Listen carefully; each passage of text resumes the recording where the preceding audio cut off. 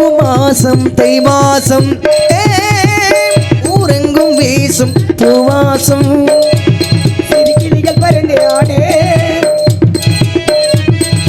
கவிகள் குயில்கள் பாடு கிளிகள் பறந்து ஆடு வண்ண கவிதை குயில்கள் பாடு ராகம் புது தாளம் ஒன்று சேரும் நேரம் நேரம் பூ பூக்கும் மாசம் தை மாசம் ஊரெங்கும் வீசும் பூவாசம்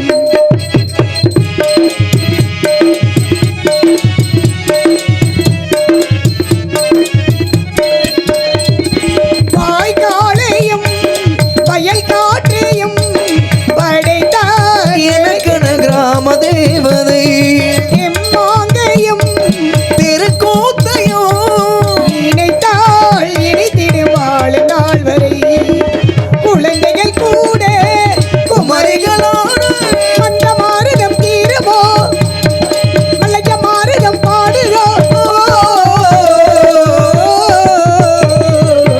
பூ பூக்கும் மாசம் தை மாசம் ஊரெங்கும் வீசும் பூவாசம்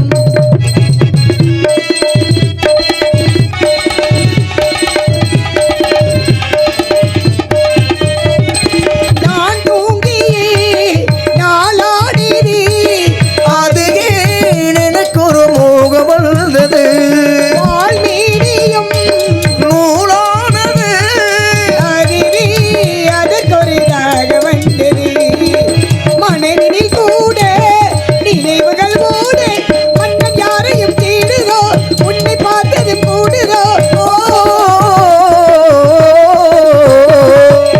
பூ பூக்கும் மாசம் தை மாசம் ஊரெங்கும் வீசும் பூவாசம் பொங்கல் வைக்க மஞ்சள் மஞ்சள் எடு ரங்கச்சி ரங்கச்சி ரங்கச்சி பொஞ்சையும் நஞ்சையும் இந்த பூமியும் சாமி வேறு நங்கச்சி நங்கச்சி அண்ணே என்னனே அழைத்த காரணம் என்னனே இடத்துக்கு நாரத மகாமுனிவர் நாரத மகரிஷி தேவலோக வாசி நம்மை நாடி வந்திருக்காரா ஆமா, boss. அழைத்தவர்கள் பார்க்கலாம் பாருங்கள் சுவாமி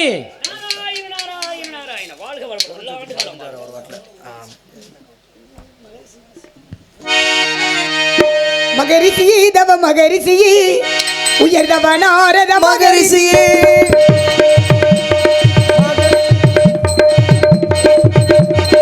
மகரிஷியே தவ மகரிஷியே உயர்தவ நாரத மகரிஷி மகரிஷியே தவ மகரிஷியே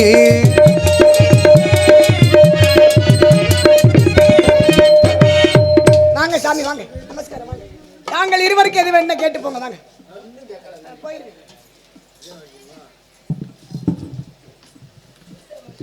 நல்லாரை காண்பது நன்று நலிமிக்க நல்லார் சொல்ல கேட்பது நன்று நல்லார் குணங்களை உரைப்பது நன்று அவரோடு இணங்கி இருப்பது நன்று என்று சொன்னார்கள் இன்று நல்லாரக வருந்திருக்கும் என்னை பார்த்து அன்போடும் பண்போடும் பாசத்தோடு அற்புதமான ஒரு வரவேற்பு காரணத்தினால் தங்களை வாழ்த்த வேண்டும் என்ற காரணத்தினாலே எவ்விதமான முறையில் தங்களை வாழ்த்துவது என்றால் ஒரு தங்கரதத்தில் பொன்மஞ்சள் நிலவு ஒரு தங்கரதத்தில் பொன்மஞ்சள் நிலவு என் தெய்வம் தந்த என் தெய்வம் தந்த என் தங்கை ஒரு தங்கரகத்தில் பொன்மஞ்சள் நிலவு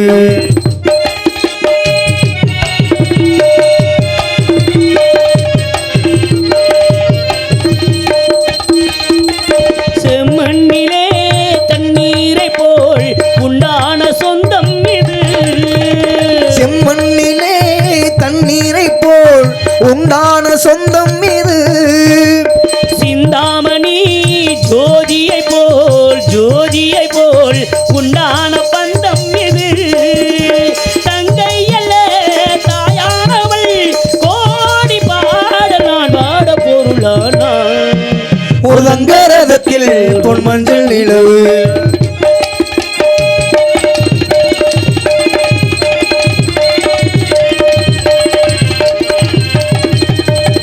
கண்ணீரினால் நீராட்டினால் என் ஆசை தீராதம்மா கண்ணீரினால் நீராட்டினால் என் ஆசை தீராதம்மா 300 நாள் தாளாட்டினால் என் பாசம் மாறாதமா என் ஆலயம் பொன் கோபுரம் 7 ஜென்மங்களானாலும் மாறாதமா ஒரு தங்கரகத்தில் பொன்மஞ்சள் நிலவு ஒரு கங்கரதத்தில் பொன்மஞ்சள் நிலவு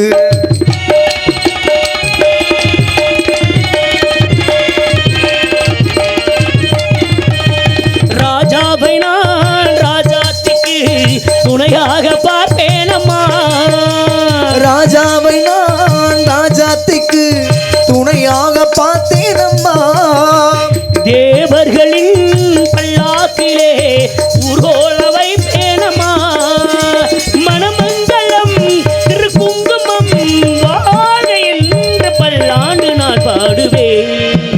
ஒரு கங்கரதத்தில் பொன்மஞ்சள் நிலவு ஒரு கங்கரதத்தில் பொன்மஞ்சள் நிலவு.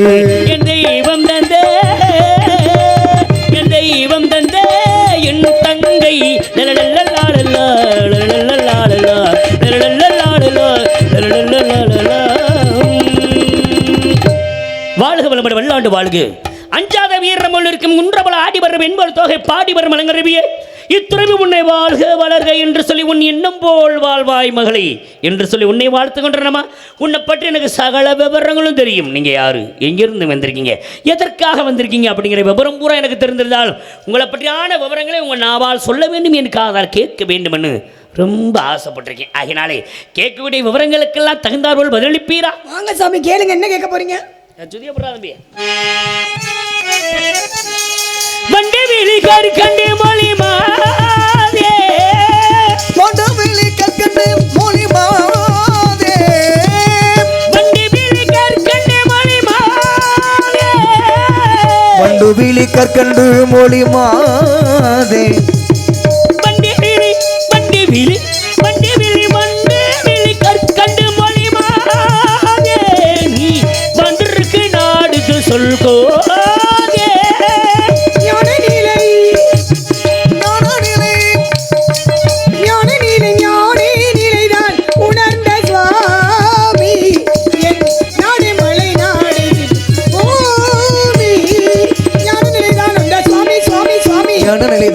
சுவாமி சுவாமி சுவாமி ஞான நிலைதானந்த சுவாமி சுவாமி சுவாமி ஞான நிலைதாயுத்த சுவாமி சுவாமி சுவாமி ஞானே நிலைதான் உணர்ந்த சுவாமி என் நாடு மலை நாடு பூமி. கண்ணல் மொழி மின்னல் இடைமாதே, கண்ணல் மொழி மின்னல் இடைமாதே, கண்ணல் மொழி மின்னல் இடைமாதே, கண்ணல் மொழி மின்னல் இடைமாதே, கண்ணல் மொழி மின்னல் இடைமாதே, உன் அன்னதந்த பெயர தன்னை ஓதே. தந்தை பேர் நம்பி என்பார், தாயணங்கை மோகினி என்பார். தாய் தகை மோகினி என்பார். தந்தை பேர் நம்பி என்பார், தாயணங்கை மோகினி என்பார். எந்த பேர் வள்ளி என்று உரைப்பார்கள் சுவாமி, உரைப்பார்கள் சுவாமி, உரைப்பார்கள். நாடு நம்ம நாடு வளர்ந்த நாடு, நாடே வளம்பெற நாடு. ஒரு நாடு வளம் பெற வேண்டும்னா அந்த நாட்டில் வந்து அனைத்து விதமான செல்வங்களும் நிறைந்திருக்க வேண்டும். அனைத்து விதமான செல்வங்களும் எந்த நாட்டிலும் எல்லா நாட்டிலுமே இருக்காது. ஒரு நாட்டில் இருக்கிறது இன்னொரு நாட்டில் இல்லாமல் இருக்கும். அப்போ இருக்கக்கூடிய செல்வங்களையும் பொருள்களையும் ஒவ்வொரு நாடும் ஒவ்வொரு விதமாக பரிமாற்றங்கள் வியாபார நோக்கத்தோடு பரிமாற்றங்கள் செய்து கொண்டால் தான் எல்லா நாடும் சிறப்பாக இருக்கும். இன்றைக்கி பாருங்கள், அமெரிக்கா ஈரான் நாட்டில் நடக்கிற போர்னால பல விதமான பிரச்சனைனால பல விதமான பற்றாக்குறைகள் ஒவ்வொரு விஷயத்தில் வந்து கொண்டிருக்கின்றது. அப்படிலாம் இல்லாமல் தான் நாடு நல்லா இருக்கு. ஆனால் இப்படி விஷயம் சிறப்பாக இருக்கணும்னா நாட்டை ஆளக்கூடிய மன்னன் சரியாக இருக்கணும். மன்னன் மட்டும் சரியாக இருந்தால் நல்லா இருக்குமா? மன்னருக்கு கீழே வேலை பார்க்கக்கூடிய அமைச்சர்கள் சரியாக இருந்தால் தான் மக்களிடத்தில் என்ன குறையாக இருக்குது அந்த குறையை கேட்டு மன்னரிடத்தில் சொல்லி மன்னர் அதன் மூலமாக நிவர்த்தி பண்ண முடியும். அப்போ தான் அந்த நாடு சிறப்பாக இருக்க முடியும். அந்த மாதிரி இந்த இடத்துல உங்கள் நாடு ஆக தெற்கரைய செல்வமையின் ஆண்மை கேட்டீர்கள். பற்றற்ற மற்றும் நிறுவனத்தின் நடுவருக்கு ஒற்றை இடமாய் விளங்கக்கூடிய வேள்விமலைக்கு அருகே உள்ள சிற்றூருக்கு சொந்தக்காரி நானாங்க. என் நாடு தொண்டை நாடு. அது மட்டுமல்ல, முல்லையும் குறிஞ்சியும் முறையிட்டிருந்து நல்லியல் பழிந்து நடுங்கும் துயரத்தை பாலை என்பதில் வடிவம் கொள்ளும் ஐநலமாகிய பாலை, முல்லை, மருதம், நெய்தல், குறிஞ்சி என்று சொல்வார்கள். இதில் குறிஞ்சி நிலைமை நிலமாகும். அது மட்டுமல்லங்க, மேற்கே பவளமலை, வேங்கட மேற்வடக்காம், ஆறுக்கூறி நிகழக்காம், தெற்கே பினாகமா, திங்கில் 20 காலமா. ஒரு காலத்துக்கு 10 மைல், 20 காலத்துக்கு 20 10 200 மைல் சுற்றுலா தூரம் இருந்துட்டாலும் ஈசானி என்று சொல்லக்கூடிய மூளையில திணியை விதைச்சு வச்சிருக்கோம். நாடு தொண்டை நாடுங்க. ஊரு சிற்றூர். தாங்கள் இங்க வர காரணம்? நான் வருவதற்கான காரணம் ஆரம்பத்திலே என்ன சொல்லியிருந்தேன். தாயர் சிறந்த கோவிலுமில்லை தந்தை செல்மிங்க அப்பாவுடைய பேச்சை கேட்டு அப்பாவுடைய கடமையை முடிப்பதற்காக திணை காவலுக்காக வந்திருக்கீங்க. திணையாகப்பட்டது காவல். திணை யாருக்காகப்பட்டது? திணை வந்து முருகனுக்காக தானுங்க. முருகப்பெருமானுக்கு எந்த திணை? ஏன்னா கருந்தினை செந்தினைன்னு வாங்க. ரெண்டுமே முருகனுக்கு. அப்படி கிடையாதுல. கருந்தினை எங்கள் உணவிற்கு, செந்தினை முருகப்பெருமானுக்காக. செந்தினை முருகப்பெருமானுக்கு. இப்ப இந்த இடத்துல நீங்க காவலுக்கு வந்திருக்கீங்க. இந்த காவலுக்கு வருவது என்பது தொன்று தொட்டு வரக்கூடிய பழக்க வழக்கமா இல்ல உங்க குல வழக்கமா இல்ல உனக்காக ஏற்படுத்தப்பட்ட? அப்படி கிடையாது. வேடுவ குல வழக்கம், வேடுவ குல அது ஒரு பக்கம் பிறந்துட்டாலும் அப்பாவுடைய நேற்று கேட்ட வேண்டுதலுங்க. ஆமா, 7 ஆண் குழந்தை இருந்து பொம்பளை பிள்ளை அப்பா முருகனை வேண்டிக்கிட்டாராம். முருகனை வேண்டிக்கிட்ட காரணத்தால வேண்டுதல் காரணமா பொம்பளை பிள்ளையா என் பொம்பளை பிள்ளை கிடைச்சிருச்சுன்னா, எனக்கு ஒரு பொம்பளை பிள்ளை கிடைச்சிருச்சுன்னா தக்க பருவம் அடைந்தோடனே முருகனுக்கு திணையை வச்சு காவலுக்கு அனுப்பிட்டு அப்பாவுடைய வேண்டுதலுங்க. ஆக உங்க தந்தையார் நேர்ந்திக்கிட்ட அந்த நேர்த்தி கடனை நிவர்த்தி செய்வதற்காக நீங்க இவ்விடத்துக்கு காவலுக்கு வந்திருக்கீங்க. ஆமாங்க. வேற யாரும் காவலுக்கு வந்திருக்காங்க? யாரும் வந்திருக்காங்கன்னா இந்த இடத்துக்கு வர கிடையாது. ஏன்னா இது வந்து முருகப்பெருமானுக்கு சொந்தமான ஒரு இடம், குறிச்சி நிலமாகப்பட்டது. வேற எந்த நிலத்துக்கு? வேற இடத்துக்கு வந்திருக்காங்கன்னா முல்லை நிலத்துக்கு போயிருக்காங்க. முல்லை நிலம். யார் போனா? அங்க வந்து எங்க அத்தை போயிருக்காங்க. முழுமையா காவல் காத்தாங்களா? இல்ல முடியல. ஏன் என்னாச்சு? ஏன்னா செஞ்சலட்சுமி என்கிற ஏன்னா அவங்க போன காரணம் வேற, நான் வந்த காரணம் வேற. ஆமா, அவங்க காவலுக்கு போனதுனால ஒரு நன்மை நடந்தது.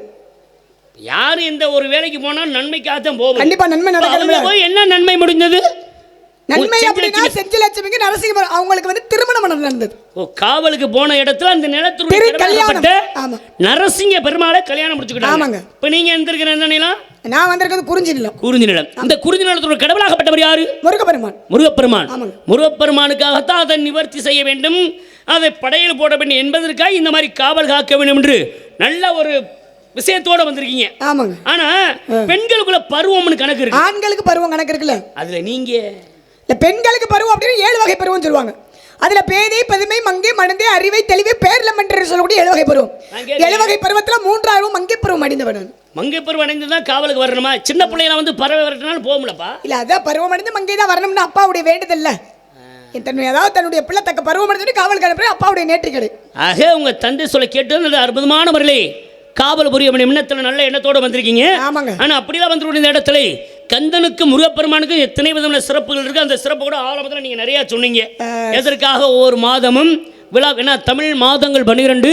இந்த தமிழ் மாதங்கள் 12 மாதத்திலுமே ஒவ்வொரு மாதத்திலும் ஒரு விழாக்கள் நடப்பது உண்டு, திருவிழாக்கள் நடப்பது உண்டு. கண்டிப்பா. ஏன்னா நீங்கள் வந்த உடனே அருமையா பாடுனீங்க, நல்லா பேசுனீங்க.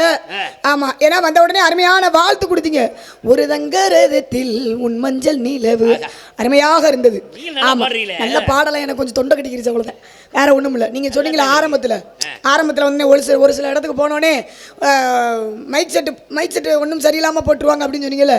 ஆமாம், என்ன செய்யறது, வர்ற நாரதர்கள்லாம் சட்டியர்த்தனம் பண்ணுறாங்க. சட்டியர்த்தனம் பண்ண வள்ளி எல்லாம் வெள்ளி வேஷம் போட்டு நேற்று இருங்க நல்லா பேசிக்கிட்டு இருக்கீங்க. அப்புறம் நாரதெல்லாம் சண்டியர்த்தனம் பண்ணுறாங்க. அப்புறம் ஐயா, இப்போ இந்த இடத்துல உங்களை சொல்ல கிடையாது, குறிப்பிட்டு சொல்கிறேன். ஒரு சில பேர் அப்படி இருக்காங்கல்ல. ஏன்னா நேற்று போன ஊரில் நாரதருக்கும் வள்ளிக்கும் சண்டை, அதே போல் நாரதருக்கும் வேடனுக்கும் சண்டை. கத்தி கத்தி கத்தி கத்தி கடைசியில் என் தொண்டை போனதுதான் மிச்சம். அங்கே மைக் செட்டும் சரியில்லை அந்த ஊர்ல. அந்த கத்தி இருப்பேன் நேத்து. ஆமா, அப்படியே இருக்கு. நீங்க ஆரம்பத்துல சொன்னீங்களா, ஆனா நீங்க சொன்னீங்க பாத்தீங்களா, முத்தப்பாலாம் நல்லா பாடக்கூடியவர், நல்ல பேர் முகளையும் சேர்த்தவர் அப்படின்னு சொன்னீங்க. அவர் போனது வந்து இதனால போனாரு, மதுபானத்தினால போனாரு. சில பேர் தொண்டை கட்டிக்கிட்டா மதுபானம்லாம் அறுத்துறாங்க அப்படின்னீங்க. நடைமுறையா சொன்னீங்க. நான் அப்பதான் என்னடா மதுபானம் அறுத்துறாங்களா, அப்ப தொண்டை கட்டிக்கிட்டா நம்மளும் மதுபானம் இல்ல, அப்படித்தான் நீங்க சொல்ல வந்தீங்க. உள்ள பேசிக்கிட்டு இருந்தோம், எனக்கு அது வேற என்னடா அப்படின்னு. சரி, அதெல்லாம் இருக்கட்டும். இருந்தாலும் இடத்துல கேள்வி கடைகளை தொடுக்கவா நினைக்கிறீங்க அப்படின்ற இடத்துல நிக்கிறீங்க. வந்த உடனே அருமையான வாழ்த்து, முறையான பாடல். வண்டு வெள்ளி கற்கண்டு மொழி மாதிரி நீ வாழ்ந்திருக்கும் நாடே சொல்லுவது முறையான பாடலை பாடிங்க. மிக்க மகிழ்வு. ஒரு ஆசையில தான் கேட்டேன் நான். ஆசைனா எப்படிங்க? ஆசையில எத்தனை விதமான ஆசை?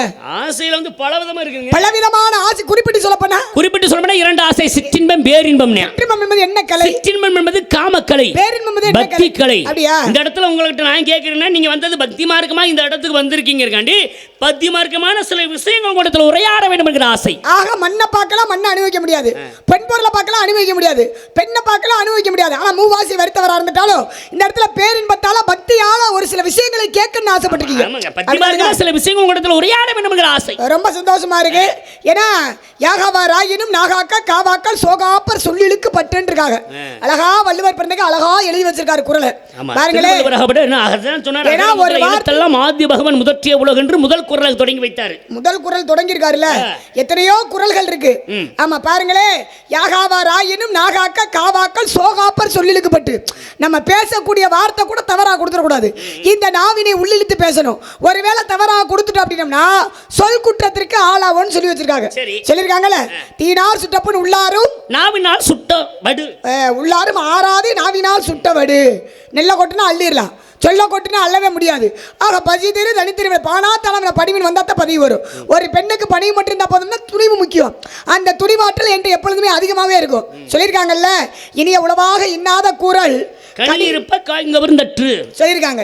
இனிமையான சொற்கள் இருக்கும்போது கடுமையான சொற்களை ஏன் பேசணும்? ஒரு மரத்துல பழங்கள் இருக்குன்னா பழங்களை விட்டு போய் காய பறிச்சு சாப்பிட்ட கதையா போயிடக்கூடாது. நான் எப்படி தெரியுமா, ரொம்ப பக்குவமான புள்ள.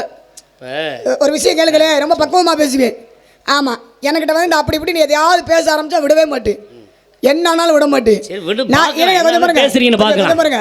நீங்க முறையா போனீங்கன்னா கண்டிப்பா அதுக்காக வந்து தொண்டை அப்ப அதெல்லாம் நீங்க மாட்டேன். முறை தவறியா நான் போக வேண்டிய நான் இன்னைக்கு பேச முறையோடு போவேன். கொஞ்சம் பேச விடுங்க, நீங்க முறையோட போற வருதியா. ஏன் சொல்ல வரேன் அப்படின்னா, அதுக்காக இப்படி இருக்கு நம்ம விட்டு கொடுத்துட்டு போக முடியாது. தொழில் வந்துதான் எல்லாத்தையும் சமாளிக்கத்தான் வேணும். என்னானாலும் சரி வாங்க பேசி பார்ப்போம். நீங்க என்னட்ட பேசிட்டு மிச்சம் கொண்டு போறீங்க பாப்போம்.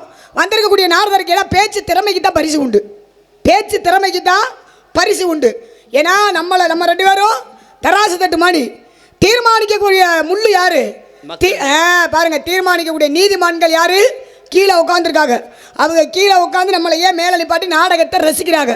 யாருக்கிட்ட என்ன திறமை இருக்கு, யாருக்கிட்ட என்ன பேச்சு திறமை இருக்கு அப்படின்னு எதிர்பார்ப்போடு இருக்காங்க.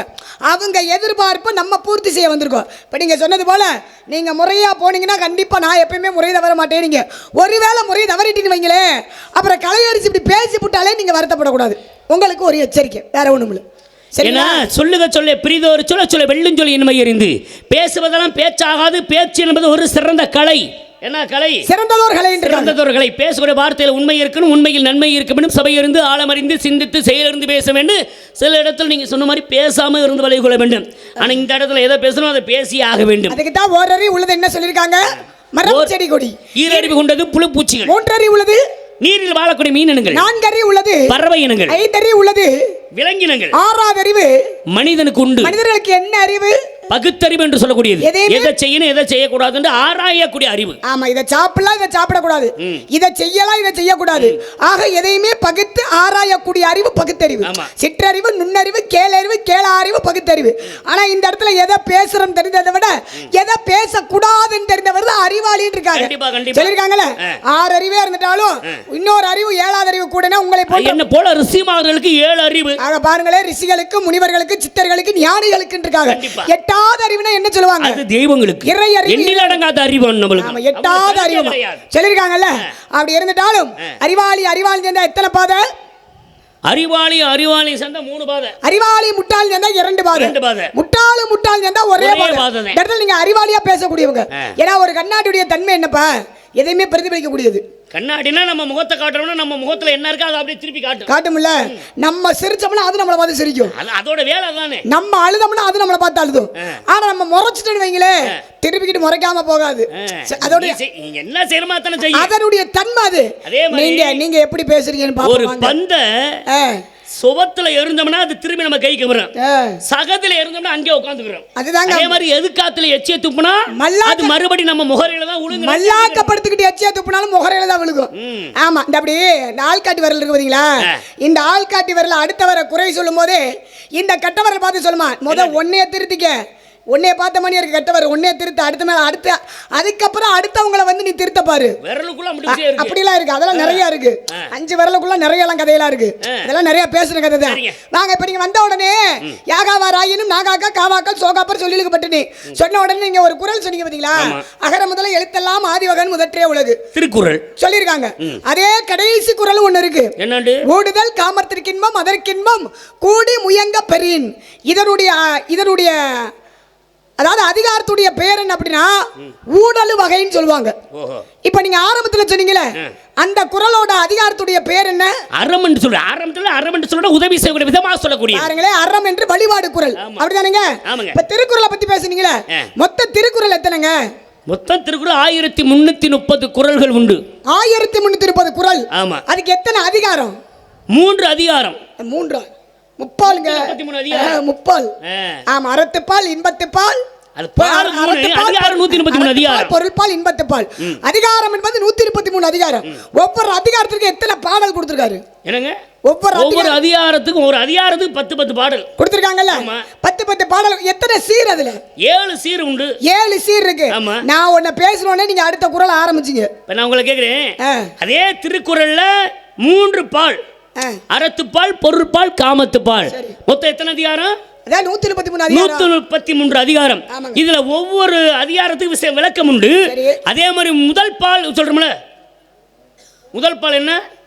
அதே அறத்துப்பால், பொருள்பால். இந்த அறத்துப்பால்ல மட்டும் எத்தனை அதிகாரம் தெரியுங்களா? அறத்துப்பால்னு சொல்லியதான் அறம் என்று பொருளே ஆரம்பிச்சது. அதான் அறத்துப்பால்ல 38 அதிகாரம் உண்டு. பொருட்பால் என்று சொல்லக்கூடியது 70 அதிகாரம் உண்டு. காமத்துப்பால் என்று சொல்லி இன்பத்துப்பால்ல 25 அதிகாரம் உண்டு. ஆக மொத்தம் 133 அதிகாரம் திருக்குறள்ல மட்டும் விஷயம் இருக்கின்றது. இதானே உண்மை? ஆமா. இப்படி ஒவ்வொரு கணக்குக்கு ஒவ்வொரு கணக்கு இருக்கு. ஒவ்வொரு கணக்குன்னு எடுத்துக்கிட்டா இந்த இடத்துல கணக்கை பத்தி பிணக்கலாம பேசணும். அந்த திருவள்ளுவர் என்று சொல்லக்கூடியவர் இந்த திருக்குறள்ல பொதுமுறை நூலாக, அதாவது எந்த மதத்தவரும் அதை பயன்பெறக்கூடிய விதமாக உலக பொதுமுறை நூல்ன்றாங்க. ஆமா. அதுல ஏதாவது ஒரு 2 பேரை கூட சொல்லலாம். அதுலயும் பாருங்களேன், திருக்குறளுக்கு வள்ளுவர் பிறந்தகைக்கு எத்தனை பேர் இருக்கு அப்படின்னா எத்தனை பேர் இருக்கு? 11 பேரை சொல்லலாம். 11 பேர்ல ஒரு 2 பேர் அப்படின்னு எடுத்துக்கிட்டா, ஏதாவது ஒரு 2-3 பேர் அப்படின்னா பொய்யாமொழி புலவரை சொல்லலாம், தேவரை சொல்லலாம், நாயனாரை சொல்லலாம். அதுல இருக்கு நாயனார்ல, இப்படிலாம் நிறைய பேர்கள் உண்டு. அதுல திருக்குறள்ல பாருங்களேன், ஒட்டாத குறள் ஒண்ணு இருக்கு, ஒட்டுற குறள் ஒண்ணு இருக்கு. எங்க நீங்க ஒட்டுற குறள் சொல்லுங்க பாப்போம். ஒட்ட குறள்னா நீங்க கூட வந்தீங்க, வந்தோடனே வாழ்த்து தெரிவித்தீங்களே, வாழ்த்து இருந்து ஒன்னா பார்த்து வாழ்த்து விதமாக கூட ஒரு திருக்குறள் சொல்லலாம். ஒப்புடன் முகமது உபசரித்து உண்மை பேசி உப்பிலா கூலிட்டால் உண்பதை அமிர்தமாகும் அப்படிங்கிற இடத்துல இந்த உதடு எத்தனை தடவை ஒட்டுது. இப்போ ஒட்டாத குறள்னா என்ன சொன்னீங்க? இப்ப என்ன குறள் சொன்னீங்க? ஒப்புடன் முகமலர்ந்து உபசரித்து உண்மை பேசி உப்பிலா கூலிட்டால் உண்பதே அமிர்தமாகும். எத்தனை தடவை ஒட்டுது? நல்லா ஒட்டுச்சுங்க. நல்லா ஒட்டுனா தாங்க நல்லா இருக்கு. யாதனின் யாதனின் நீங்கியா நோதல் அதனின் இதனின் அதனின் அதனின் இளன். யாதனின் யாதனின் நீங்கியா நோதல் அதனின் அதனின் இளன். ஒட்டாத குறள். ஏன்னா அப்பேற்பட்ட திருக்குறள்ல மொத்தம் எத்தனை எழுத்துக்கள் உண்டு? 42,194 எழுத்துக்கள் உண்டு. எத்தனை வரிகள் உண்டுன்னா 14,000 வரிகள் உண்டு. நல்லா தான் பேசுறீங்க. அவர்கிட்ட ஒரு கேள்வி வைப்போமா? கேள்வி வைப்போமானே? நான் நல்லா கேட்பேன். எனக்கு எதிரி நீ ஒரு ஆள் தான். அப்பதான் சரி எங்கிட்ட வம்பாட்டி இழுத்துக்கிட்டே. நான் நல்லா கேட்பேன். நீ தெரியும், நீ நல்லா கேட்பணும். நல்ல விஷயமா அடிப்படை நாகரிகம் தவறாம பேசக்கூடியவர். திரும்பிக்கிட்டு நானும் கேட்பேன். திரும்பிக்கிட்டு நல்லா கேளுங்க. அதுக்கு தானே வந்திருக்கோம். கேளுங்க, பரவாயில்ல. நீங்க என்ன போட்டுறீங்க நெற்றியில? நான் போட்டிருப்பது ராமம் போட்டிருக்கேன். நாம போட்டிருக்கீங்க அப்படித்தானே? இப்ப நான் நெற்றியில என்ன போட்டிருக்கேன்? நீ நெத்தியில பட்டை போட்டிருக்கீல. நீங்க யாரை நினைச்சு போட்டிருக்கீங்க? நான் என் பாட்டன் பெருமாள் நினைச்சு போட்டிருக்கேன். நான் எம்பெருமான் சிவபெருமான் முருகபெருமான் நினைத்து கொண்டு போட்டிருக்கேன். பசு பதி பாசம் என்று சொல்லக்கூடிய முப்பட்டை. சரி, நீங்க யாரை வணங்குறீங்க? நான் வணங்குவது என் பாட்டன் பெருமாள் மகாசுராகப்பட்டவரை. நான் வணங்கக்கூடியது சிவபெருமான் எம்பெருமான் முருகபெருமானை வணங்கக்கூடியவர். முருகபெருமான் தானே வந்திருக்கீங்க. அதுக்காக தானே நான் வந்திருக்கேன். முருகன் தானே என்னுடைய குல தெய்வம். அவருக்காக தானே நான் வந்திருக்கேன். சரி, அதெல்லாம் இருக்கட்டும். இப்ப பெருமாளை வழிபடுறவங்க எத்தனை பேர்? பெருமாளை வழிபடக்கூடியவர்கள் 12 ஆழ்வார்கள் பெருமாளை வழிபடுவார்கள். சிவபெருமான வழிபடக்கூடியவர்கள் யாரு? சிவபெருமான வழிபடக்கூடியவர்கள் யாரு? உங்கள்கிட்ட நான் என்ன கேட்கறேன் அதுக்குள்ள வந்துருக்கீங்களா? திரும்பிட்டு கேட்போம்ல, நீங்க வாதி பிரதிவாதானே. நீங்க பெருமாளை கட்டா பண்ண சிவபெருமானை யாரை வணங்குறா? வாங்க வாங்க. நீ நான் கேட்கிறேன், நீ பேசாம இரு. ஆக வாருங்களே, பெருமாளை வழிபடுறவங்க 12 ஆழ்வாரு. நீங்க அதே போல சிவனை வழிபடுறவங்க 63 நாயன்மார்கள். சேரநாடு, சோழநாடு, பாண்டிய நாடு. சேரநாடு வேதமுடித்து, சோழநாடு சோறு உடைத்து, பாண்டிய நாடு முத்துடைத்து, தொண்டை நாடு சான்றோர்கள். சான்றோர்கள் என்னங்க? ஆன்றோர்கள் நல்ல படித்த அறிவாளிகள் மிக்க ஒரு அற்புதமான ஒரு நாடு உங்க தொண்டை நாடு. அப்ப தொண்டை நாட்டுல தான் அறிவாளிகள் இருக்காங்க, மித்த நாட்டுல எல்லாம் அறிவு இல்லாம இருக்காங்க. அப்படி கிடையாது, ஒவ்வொரு நாட்டுக்கும் ஒரு பெருமைகள் இருக்கு. ஆனா அதிகமான அறிவாளிகள் இருக்கக்கூடிய நாடு எதுனா தொண்டை நாடு தான். ஏன்னா அங்க 63 நாயன்மார்கள், அதிகமான நாயன்மார்கள் பிறந்த இடம் உண்டு. 43 நாயன்மார்கள் பிறந்த நாடு. அது மட்டும் கிடையாது. அது மட்டும் இசை எடுத்துக்கிட்டோம்னா தமிழ் இசை, தெலுங்கு இசை இருக்கு பாத்தீங்களா? இதுல தமிழ் இசை மும்மூர்த்திகள் பிறந்த இடம் உங்க நாடு தொண்டை நாடு. கண்டிப்பா. ஏன்னா கருமதின்ன கூலி கொடுத்த நாடு தொண்டை நாடு. ஆரம்பத்தில் சொன்னீங்கல்ல, உலக பொதுமுறை நூல் திருக்குறள். அப்பேற்பட்ட வள்ளுவர் பிறந்த நாடு தொண்டை நாடு. அதனாலதான் ஆன்றோர்களும் சான்றோர்களும் பிறந்த நாடு, படித்த அறிவாளிகள் படித்த மேதைகள் பிறந்த நாடு நம்ம தொண்டை நாடு அப்படின்றாங்க. சரி, அதெல்லாம் நல்லாத்தான் இருக்கு. உங்க பாட்டுல வச்சே கேட்டுட்டு வருவோம். நீங்க என்ன மதம்? சைவ மதம். நீங்க வைணவ மதம். சரியா? எதை சொன்னாலும் ஆமா போடக்கூடாது. ஆமா போட்டு இங்க பாருங்க. அரிய சிவன் ஒண்ணு, அரிய ஆதவன் வாயில மண்ணு. என்ன இல்ல என்ன கேக்குறேன்? எதுக்கு எடுத்தா ஆமா ஆமா போட வாணிய கூட்டி வந்திருக்காங்க. அப்புறம் ஆமா போட வச்சு விடுவேன் படையப்பா. நீங்க எப்படி போட பாப்பாமா? படையப்பா வாங்க, பார்த்து கவனமா பேசணும். நான் கவனமா இருக்கேன், நீங்க கவனமா இருக்கற. சொல்றதுக்கு ஆமா போடுறாங்க நிறைய பேருக்கு. நான் ஏதா சொன்னாலும் ஆமா போடுறாங்க உண்டு. போடுறாளலாம் பாத்துட்டு வந்தது சரி.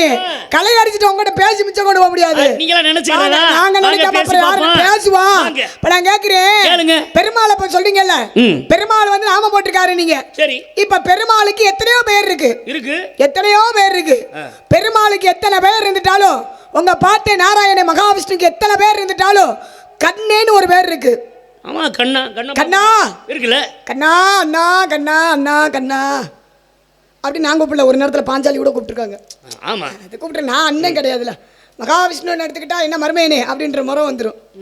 ஆமா மருமேனே. சொல்லுங்க மருமேனே. சொல்லுங்க அண்ணே. அந்த கண்ணா கண்ணான்னு ஏன் உங்க பாட்டனுக்கு பேர் வந்தது? கண்ணான்னு ஏன் பேர் வந்துச்சுன்னா, கிருஷ்ண பரமாத்மா மகாபாரதத்தில் எடுத்தார் அவதாரம். அதில் கண்ணே வண்ணே திருடி தின்னாரு கண்ணே அப்படின்னு சொல்லுவாங்க. அதனால கண்ணன்ற பேரு. ஒரு சம்பளம் 7000 ஓவா சம்பளம். ஆமா, கை நல்லா தட்டுங்க. எங்கிட்ட தட்டுறீங்க? தட்டுங்க தட்டுங்க முத தட்டுங்க, பார்த்துக்குருவோம். சம்பளத்துக்கா? இல்லை சம்பளத்துக்கு இல்லை, நீங்கள் பதிலாக சொல்ல சொல்லி தட்டுறாங்க. அப்படி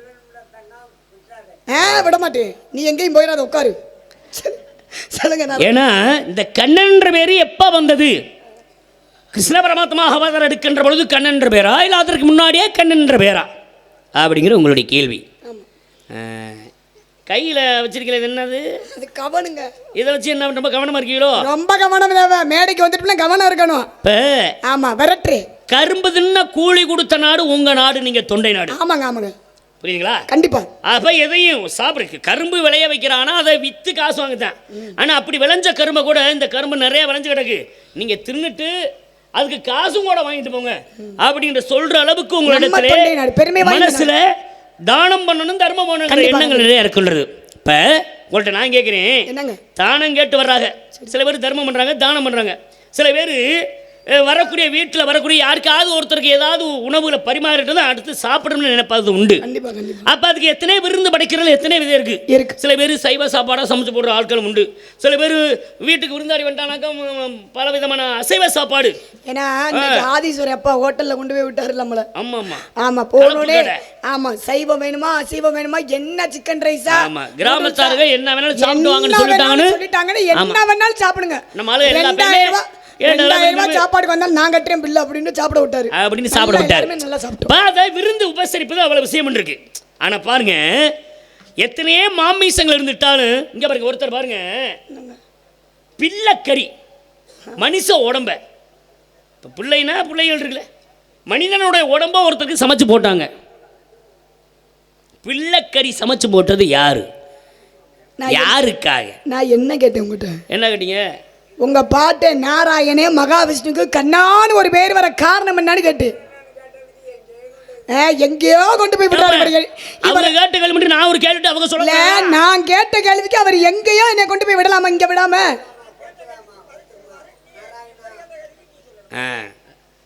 இப்ப அவர் சொல்லுவாரா? ஆமா, நான் கேட்ட கேள்வி நீங்க பதில் சொல்லி ஆகணும். பிள்ளைக்கறியை சமைச்சு போட்டது யாரு? இது எதுல வரக்கூடிய விஷயம் அப்படிங்கிறது நீங்க சொல்லணும். இப்போ நீங்கள் கேட்டீங்க பார்த்தீங்களா? என்ன நான் இடத்துக்கு வந்துடுறேன். ஏன்னா கேட்டேன்னா நான் பதில் சொல்லி ஆகணும். ஆமாம், கண்ணன்ற பேர் எப்போ வந்தது மகாவிஷ்ணுக்கு அப்படின்னா, கண்ணனாக கிருஷ்ணனாக அவதாரம் எடுக்கின்ற பொழுது கண்ணான்னு கூப்பிட்டதெல்லாம் வேற. ஆனால் அதற்கு முன்னாடியே பெருமாளுக்கு கண்ணன் என்ற பேர் வந்தது. அந்த கண்ணன்று பேர் அழைத்தது யாருன்னா சிவபெருமான் தான் முதல் கண்ணன் பேர் வைத்தார். எதற்காக, என்ன காரணத்துக்கான விஷயம் ஒன்று இருக்குது. ஏன்னா ஜலந்திராசுரன் என்று சொல்லக்கூடிய ஒரு அசுரன், அவன் சிவபெருமானுடைய அருளால் தான் ஜலம் என்று சொல்லக்கூடிய தண்ணீரில் தோற்றுவிக்கக்கூடியவன். தண்ணீரில் தோன்றி அந்த அசுரனாகப்பட்டவன் தேவாதி தேவர்கள் மனிதர்கள் அனைவரையும் கொடுமைப்படுத்தினான். பெண்களெல்லாம் கற்பை சூறாடினான். அவனுடைய அலும்பு அக்குருமம் அதிகமாகிருச்சு பூலோகத்திலே எங்கே பார்த்தாலும். அப்போ அவனை அழிக்க வேண்டுமே என்பதற்காக எவ்வளவோ முயற்சி பண்ணுறாங்க. கேள்வியை கேட்டுப்பட்டு உள்ள போனால் யாருக்கிட்ட நாங்கள் பதில் சொல்கிறது? இங்கே பாருங்க, பறவை வரட்டிக்கிட்டு இருக்கேன் சார். எனக்கு ஒரு விஷயம், ஒரு பாடணும் பேசணும் அப்படின்னா பொம்பளை போல பக்கத்தில் இருந்தால் தான் வரும், இல்லைன்னா வராது. அப்படி ஒரு விஷயம் உண்டு நம்மகிட்ட. நம்ம கேள்வி நீங்க கேட்டிருக்கீங்க, பக்கத்துல இருந்தாலும் நல்லா இருக்கு. சொல்லுங்க சொல்லுங்க. அப்ப அப்பேர் கொண்ட அசுரனாகப்பட்டவன் எல்லாத்தையும் கொடுமைப்படுத்திக்கிட்டே இருந்தேன். அப்ப தேவாதி தேவர்கள் எவ்வளவோ முயற்சி பண்ணி பார்க்குறாங்க, அவனை அழிக்கவே முடியல. ஏன் கொல்ல முடியலன்னா அவ வாங்கி வந்த வரம் அப்படி. என்ன வரம் வாங்கினானா, எனக்கு அழிவுன்னு ஒன்று வந்தா யாரால வரணும் அப்படின்னா சிவபெருமானம் தான் எனக்கு அழிவு வர வேண்டும், மற்ற யாரும் என்னை அழிக்க முடியாது அப்படிங்கிற வரத்தை பெற்றவன் யாரு? ஜலந்தராசுரன் சொல்லக்கூடிய அசுரன். அதற்கு முன்னாடி எவ்வளவு முயற்சி பண்ணி பார்க்குறாங்க, அழிக்க முடியும். சிவபெருமானமே அழிக்க முடியல. சிவபெருமானே அழிக்க முடியல. அவர் தான் வரம் கொடுத்துருக்காரு. சிவபெருமான் கையால் தான் அழிவாங்க, எனக்கு அழிவு வரணும்னு வரம் வாங்கியிருக்கேன். ஆனால் சிவபெருமானை அவனை கொல்ல முடியல. காரணம் என்ன தெரியுமா? அவனுடைய மனைவியோட பதிவிரதத்தன்மை, அவனுடைய கற்புத்தன்மை.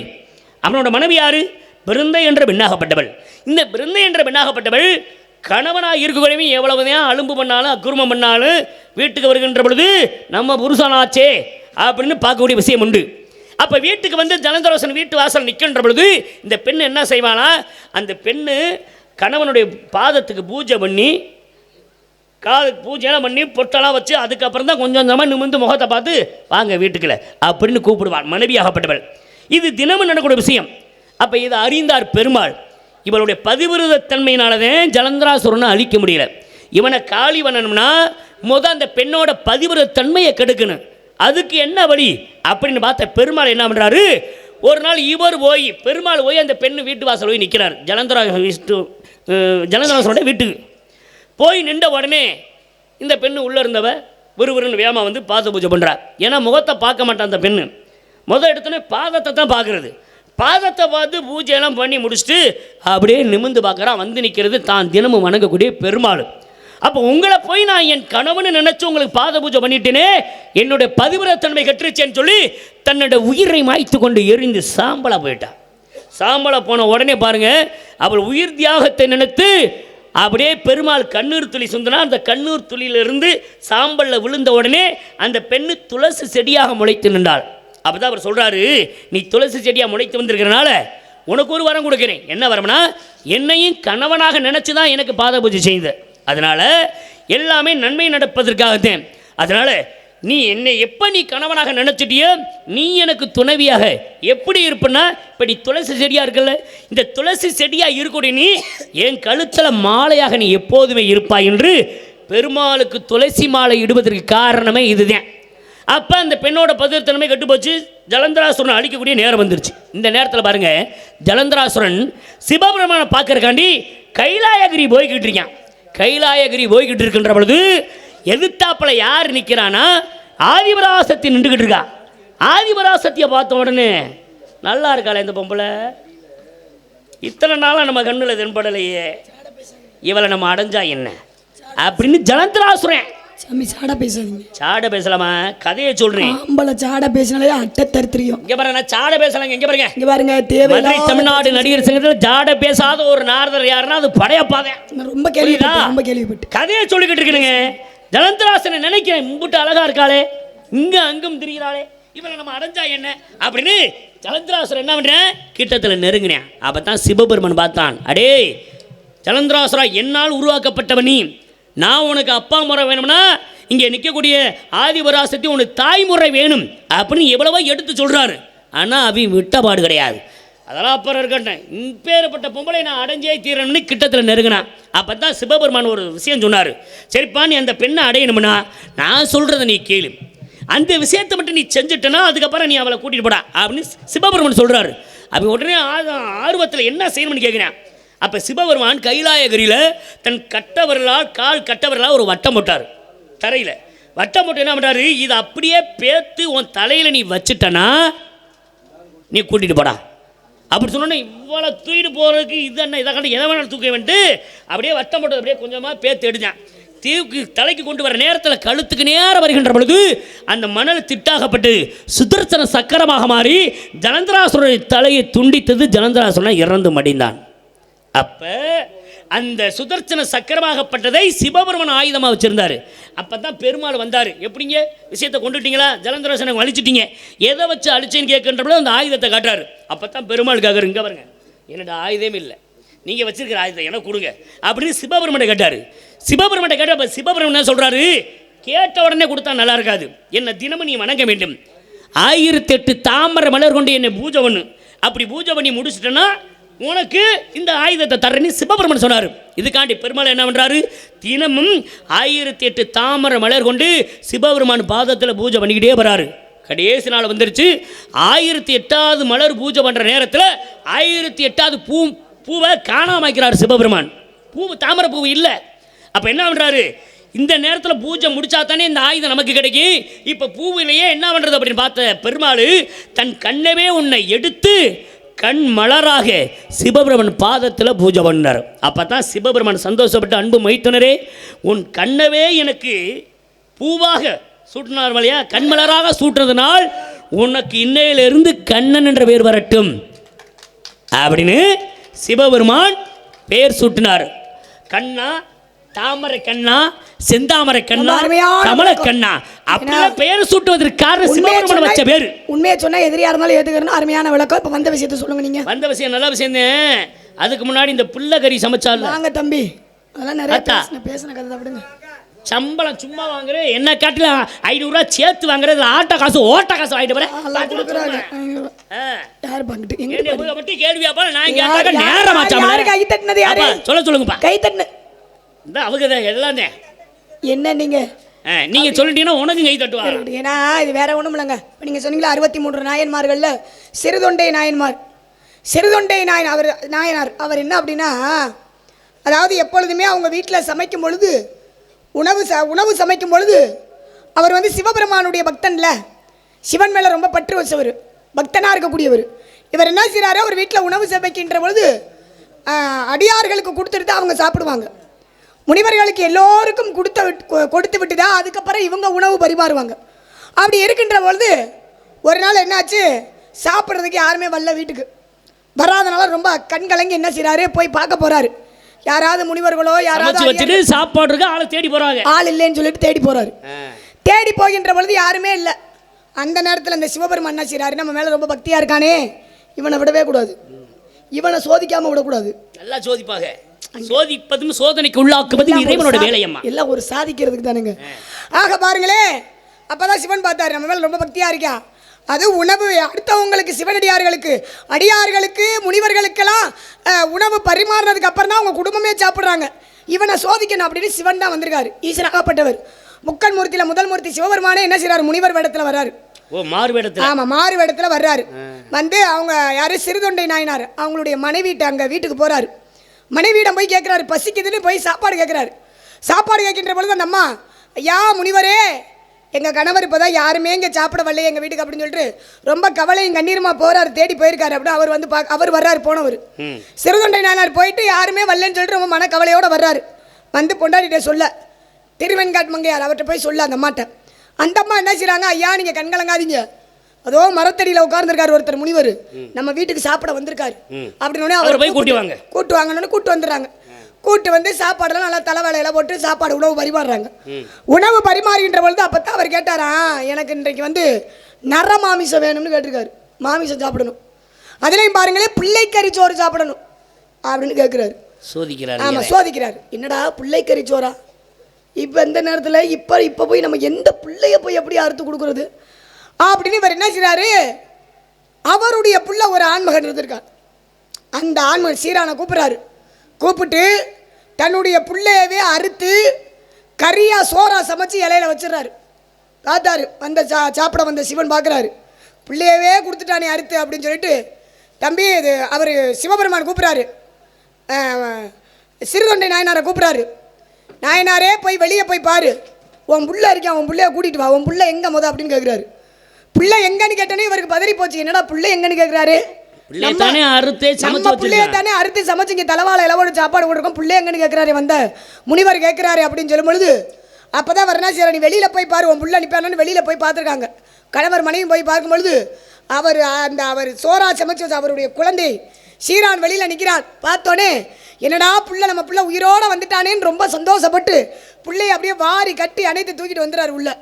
உள்ள ரொம்ப சந்தோஷப்பட்டு தாய் தகப்ப 2 பேருமே பிள்ளையை தூக்கிட்டு வந்துடுறாங்க. தூக்கிட்டு வந்து உள்ளே வந்து பார்க்கும்பொழுது அந்த தலைவாழை இலை போட்டு சாப்பாடு போட்டாங்கல்ல பிள்ளைய அறுத்து அந்த சாப்பாடும் உள்ள இலையும் உள்ள அங்கே வந்த முனிவரும் உள்ள அப்போ வந்தது யாரு எல்லாம் அந்த முக்கன்மூர்த்தியில் சிவபெருமானே வந்து நம்மளை சோதிச்சிருக்காரு அப்படின்றது தெரிய வந்தது. இதிலிருந்து என்ன தெரியுது அப்படின்னா தன்னுடைய பிள்ளையவே அறுத்து சோறா சமைச்சு கொடுத்தது யாரு சிறுதொண்டை நாயனார். இவர் தான் எனக்கு கொடுத்தார். 63 நாயன்மார்களும் ஒரு நாயனார். அற்புதமான விஷயம். ஆனால் இதெல்லாம் யாராவது செய்ய முடியுமா? ஆனால் அதுலேயே அவர் ஒரு சில நிபந்தனை வச்சாரு. என்னன்னா இப்போ உள்ள காலத்தில் பிள்ளைகள்லாம் ரொம்ப பாதுகாப்பாக பார்த்துக்கிறணும். 1 மணி நேரம் 1/2 மணி நேரம் 10 நிமிஷம் பிள்ளைய காணாட்டாலும் தேடிடணும். ஏன்னா அப்படி நாட்டு நடப்புகள் அப்படி போய்கிட்டு இருக்குது. நிறைய பொம்பளை பிள்ளை வச்சிருக்கலாம், பத்திரமா வச்சுக்கோங்க. ரொம்ப பாதுகாப்பு பிள்ளையா இருந்தாலும் தனியா விட்டுறாதீங்க, யாரும் நம்பி விட்டுறாதீங்க. ஆனா அப்பா அவர் பிள்ளையவே சோறா சமைச்சு கொடுத்துருக்காரு அடுத்து. நல்ல விஷயம், நல்ல அற்புதமான பதில சொல்லிருக்கீங்க. ஆனா இம்பிட்டெல்லாம் பேசுற உங்களை நீங்க வச்சுக்கிட்டு இருக்கலாமா? உனக்கு எங்க கொண்டு வைக்கணுமா அங்கே வைக்கிறீங்க, மொத்தமா தூக்கிடுங்க. தூக்கத்தான் போறோம், உயர்வான இடத்துல வச்சு பார்க்க போறோமா? பருவத்தோட இருக்கிற உனக்கு அட உயர்வான இடத்துல இல்லடா தூக்க கூடாதா? கொடுமையா இருக்குது. இங்க பாருங்க, எப்பேற்பட்ட ஆளாக இருந்தாலும் சரி ஒரு நாளைக்கு தூக்கிட்டு தான் போகணும் 4 பேர் சேர்ந்து. அது யாராக இருந்தாலும் சரி, புரியுங்களா? நான் சொல்றது உயர்வான இடத்துல பருவத்தோட இருக்கிற உனக்கு ஒரு பதிவாத்துறீங்க. புருஷன் மாத்திரங்க அழகா இருப்பாரா? நல்லா இருப்பாருமா. அழகானவர் தானே, அற்புதமான அன்பானவர் தானே, பண்பானவர், பாசமானவர், நேசமானவர், அறிவானவர். எப்பேற்பட்ட மாப்பிள்ளைன்னு சொல்றீங்க? மாப்பிள்ளை பேர் ஊர் யார வச்சுக்கிறேன் சொல்லுங்க, சொல்லுங்க பார்க்கலாம். கட்ட போறீங்க கட்டி உன்ன வைக்க போறேன், கட்ட போறேன் கட்டி உன்ன வைக்க போறேன், கட்ட போறேன் கட்டி உன்ன வைக்க போறேன். கட்டபடி வேலை கிட்ட தானமா நீ சம்மதத்தை இப்ப தாரமா. சாமி என்ன சொல்றீங்க? குன்றகுடி குமரனமா குமரகட ஊலமா ரோரா. குன்றகுடி குமரனமா குமரகட ஊலமா கண்ணன மனது தாள வாழ்க்கை உனக்கு இனிக்குமம்மா. நார்தன வார்த்தையிலே நன்மை இருக்கு கேட்டுக்கமா, நார்தன வார்த்தையிலே நன்மை இருக்கு கேட்டுக்கமா. சொன்னபடி ஏத்துக்கிட்டு நல்லபடி கட்ட போறேன் கட்டி உன்ன வைக்க போறேன். கட்டி வேலை கிட்ட தாரமா நீ சம்மதத்தை இப்ப தாரமா. நீ தாரம்மா, யாருக்கு தாரம்மா? ஒருவனுக்கு தாரம்மா. தேவையில்லம்மா, வேணுமா? இங்க பாருமா, நீ வேணும்னு சொன்னாலும் சரி இல்ல எனக்கு வேணாம்னு சொன்னாலும் சரி, நான் பார்த்து வந்த மாப்பிள்ளை உனக்கு புருஷன் காரணத்தாலே அல்லுபகலும் இந்த அவசைய நீ விடுத்து, அல்லுபகலும் இந்த அவசைய நீ விடுத்து, அல்லுபகலும் இந்த அவசைய நீர் விடுத்து அவனைய துயரற்று இருப்பா செவி கொடுத்து சொல்லும் கேட்க முடியாதுங்க. பிடிச்சிருக்கா? மாப்பிள்ளை யார சொல்றீங்க? பிடிச்சிருக்கா?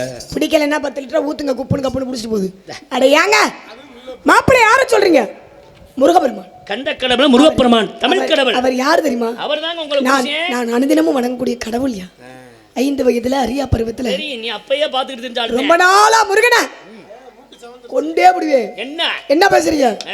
முருகபெருமான மனசார ஏன் கடவுள் நீதான் வச்சிருக்க கடவுளா நினைச்சுக்கிட்டு இருக்கேன். அப்புறம் என்ன இல்லன்னு பேசுற? பிடிக்கல, பிடிக்கல. நீ இப்படி சொல்றது எனக்கு பிடிக்கல. இங்க பாருங்க, என்ன எனக்கு கடவுளாவே இருக்கட்டும், கணவனா ஒருபோது வேணாம். என் வாழ்க்கையில யாராவது குறுக்கிட்டீங்க, வாழ்க்கை சிறப்பா இருக்கணும். நான் அவரை என் வாழ்க்கையில யாராவது குறுக்கிட்டீங்க, குறுக்கெலும்ப காலி பண்ணி விடுவேன். குறுக்கெலும்பு எடுக்கிறியா? ஆமா, அதனால இருங்க போற சோப்பு போட்டு உங்களுக்கு வாயில ஊத்திருங்க. வாய முடுங்க போது மாப்பிள்ளை முருகன் இருக்கீங்க. உங்க தொழில் என்ன சாமி? கலகம் செய்வது. பெரிய கலெக்டர் உத்தியோகம்.